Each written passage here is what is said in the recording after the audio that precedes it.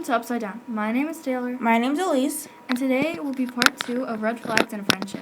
First off, Elise, how do you expect a friend to be? I expect a friend to be very kind to me and very caring on my feelings. Also, just be there for me in general because I'm going to do that to you, so why wouldn't I get the same treatment back? Exactly.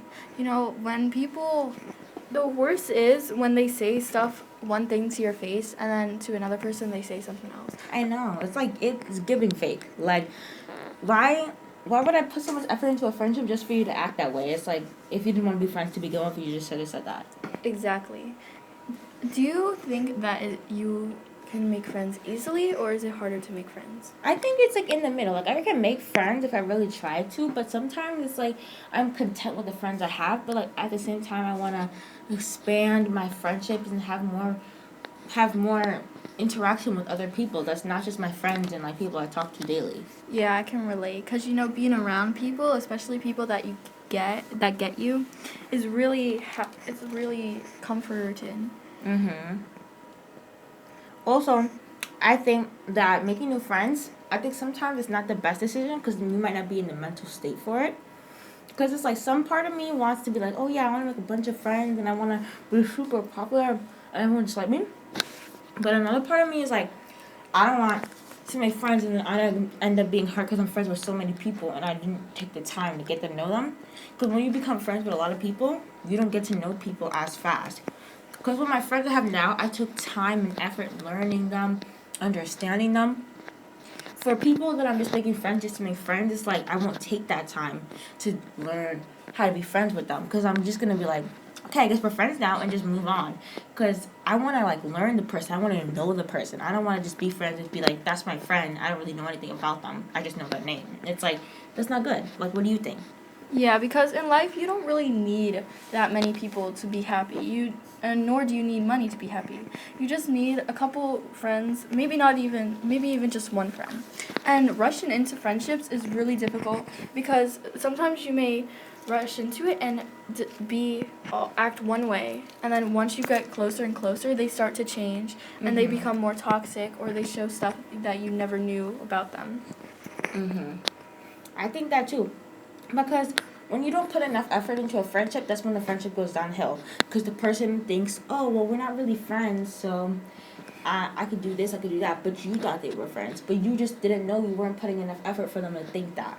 Yeah. And I think you finding out that is really sad and upsetting. Because I know if I was in that state, or if I was, like, in the position that happened, I'd be very upset. Because it's like, oh, I was putting effort into the friendship and you didn't know we were even friends. But I guess I wasn't putting enough for you to tell. And that's like a learning experience, but also it's sad because you can learn, oh, well, I should put more effort into my other friendships because I don't want it to end up like this. So then it's kind of a learning experience. You learn from your mistakes, but also it hurts and when it happens. So it's a bad thing at the same time. Some people also have to know that there's a difference between friends you just made and friends you've known for a long time. Because the people that you've known for a long time, they may be more comfortable with what you do and you relate to each other. But the new friends, you're just getting to know them, so they may not be used to what you do to them. Yeah. Like, for example, maybe touching or body language or affection isn't really their go-to. They just like to hang out and talk, but not really like that. And while your other friends that you're more close to like to. I think that I'm not saying you should act fake in front of your new friends or even your old friends. I'm saying just act more normal and more calm. Like, don't go full on like best friend, I've known you for 6 years on them. Like, just be like nice and kind and show your personality through gradual stages. Like, it's not one big, oh my god, my personality is this big bold personality. No. Yeah. Like, you show that, and I mean they might like that, but you want to just go slowly into it because they might get scared. Be like, well, this person obviously doesn't care about the friendship. She just gives me her whole personality, and I'm just supposed to find where I like and where I don't like. Like, that's not good. You want to show them slowly and gradual so they know you slowly and they can take time to learn each part about you. Yeah, like for example, in summer of 2020, we just got to know really each other in the summer since quarantine, Mm-hmm. and we spent time over each other's houses, and we got to know each other Mm-hmm. more and more, told each other about stuff. Mm-hmm. And that's what built the friendship instead of just being like, yeah, I grown up like this and you grown up like that. That's way too much to put on a person. Yeah. It's like we're not close enough for you to know all that. But if you know it, it's like, oh, well, they're putting all their secrets and they're giving me all this stuff. I should be friends with them and I should tell them. Like, I should tell them my secrets. But, like, you don't know the person good enough for you to be telling them your secrets because they could go spreading it. They might be telling you a complete lie and you just don't know because you're not close enough with them to know. And that's the Yeah. thing. You want to know that if your friend is fake or not. Sometimes you can't tell when you just made the friend like 5 minutes ago and you're thinking you guys are best friends when you're really not. Yeah, exactly. If anything, you guys are strangers, not even friends. Yeah.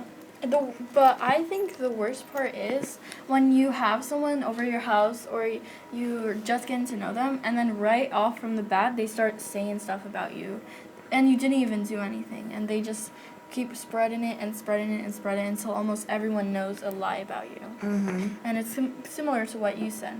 Yeah. I think people spreading rumors and stuff about a friendship, I think they're just cowards. I just don't like it. It's like, why are you doing that? Like, the person you could tell is putting effort into the friendship, and then you go spreading the stuff they tell you. Like, obviously, if you didn't want to be friends with them from the beginning, you should have just said that. You shouldn't have just gone behind their back, learned all their secrets, and be trusted by them just to tell everyone else in the world. Like, that's not their business. They told you for only you to know. And I think people should learn that. Because when I tell you something, it's not for the whole school, the whole neighborhood, or wherever to know. I told you because I only wanted you to know, not for everyone else. I would have told everyone else if I wanted them to know, but I didn't. I only told you. So it's like, at the same time, I mean, it's sad when people tell your secrets, but at the same time, it's a learning experience because it's like, well, I shouldn't trust people that I've barely gotten to know with secrets because obviously I can't always trust them. Let me wait a little bit. When I know the person better, then I can start sharing stuff that's personal. Yeah. I believe people who gossip and spread rumors are very insecure about themselves also. Because why would you be saying stuff about someone else when it doesn't even involve about you? Mm-hmm. Like, are you jealous? It could be because of jealousy. It could be because they think they're better than them or something like that. But, putting down others isn't right. Everyone has emotions and like it's sad that people do that stuff and then they're like, oh, well, why did you do that to me after they just did it to someone else. Yeah. I also think that kind of relates to like school drama because it's like when something happens between two people, the whole school ends up finding out because people just share and share and share. They just spread the person who did that to the person, which was only between two people. Then the whole school ends up knowing about it. It's like then it's like you're putting them in a bad position. It's like you can make them lose friends because of that. You're spreading a rumor that has nothing to do with you. It's just shocking to me. Like you'll spread a rumor has nothing to do with you whatsoever. You could kept it to yourself if anything, but you're gonna spread it to people you know who's gonna tell people. Like just keep it private, because obviously, if anything, you're worse than the person because you wanted them to get messed up and be bullied by people because you told everyone else. It's just so rude. And I just don't like people like that. That's not something I want in myself or any of my friends because I want to be able to trust my friends and I want them to trust me. So me having that quality is just a bad thing. I don't like that. Yeah. Are you more of the person to give people second chances or once they do something bad you immediately refuse? Me personally, I give my friends second chances, but I do it in a hesitant way. I'm more hesitant and more like I'll know like, oh, okay, let me step back a little bit. Let me not be as trusting. I'll still give you a second chance. I just need to regain that trust we had before. Because obviously I can't trust you. But I'm going to give you a second chance just so you can have, everyone deserves a second chance. That's what I'm saying. Like, you can't do something wrong and just be like, okay, our friendship's over. If it's bad, it's like really bad, then okay, yeah, end the friendship. But if it's not that bad and you feel like you can have some room to grow with the person, definitely give them a second chance. Just don't be as friendly. Don't be as trusting as you were before when you told them that. Yeah. As long as you let the person know that they're doing something wrong, that's all that really matters, so that you can try to move on from it. But if it comes to the time where they're just like, no, I'm not going to change, I'm not going to respect your boundaries or something like that, then the friendship isn't going to last or something like that. Yeah, that's what I think too. Because good friendships, they respect each other's boundaries. They find where they need to, when they find where, oh, well, this, when I say this, it affects my friend. Let me not say that because I don't want to ruin the friendship me and this person have. That's how friendship should be. But when people don't do that and don't put the effort into learning about them and asking them, where do we stand? What boundaries should we set so we know not to cross each other? And that's the thing. That's what I like. Yeah. People should ask that. And when people don't, or people don't take the time to know when they go too far, that's when I don't like it. Yeah. That's when I know the friendship's not worth it. Because you should want to put enough effort into a friendship. I want to be friends with you. Everyone I talk to, I will gladly be friends with them. But it's only certain people that I would be like, oh, I would love to be a friend. Because not everyone I know I could be friends with. Because I know I can never trust everyone. Because no one is always trustworthy. And I've learned that. It's sad, but it also strengthened my other friendships too. Because I've learned, oh, well, I could trust this person because I told them that and they didn't share it. This person, though, I told them that, they shared it, and I don't know if I should be friends with them, I should give them a second chance, or I just don't know. So I think that it's better to, not make as many friends. Yeah, I agree. Because, like I said before, popularity isn't what matters. It's as long as you have those friends that you can rely on and and you're loyal to, and they'll Also, it depends on time. Because sometimes time may matter in friendships. Yes. But also, like we said before, you can't rush into them. So build in trust, getting to know the person, talking out things to know about each other, and having those conversations is what matters. Because if you move on with the friendship, even though you guys barely know each other, it's just gonna end up in chaos. And there's gonna be a point where you guys are like laughing, and then the next time you're mad at each other, and then laughing, mad, happy, mad. It'll just keep a repeating cycle, and it'll never end. It's like a boiling pot of emotions. You don't know when you could be this type of emotion with one person because the person's wishy-washy. That's what I'm saying. The person is like when you're washing a dish and all the water runs off. Like, it's like that. It's like you don't know, like, what if it gets on me? Like, what if it goes on the floor? What if it goes in the sink? Like, it's like a lot of stuff. And I think a person like that, it's very difficult to be their friend. Like, it's very difficult because you can't act one way without them acting the other. Without them saying something, talking about, why are you so upset? Like, if we're, like, you were just upset, so why wouldn't I be upset? But then you're going to be happy. I'm trying to be happy, but then you're going to be sad. Like, pick an emotion. Pick one so we can just stick to one. Because you changing up is so annoying. I can't. And then, like, from the beginning, you're like, oh, yeah, and then you get, like, close to someone.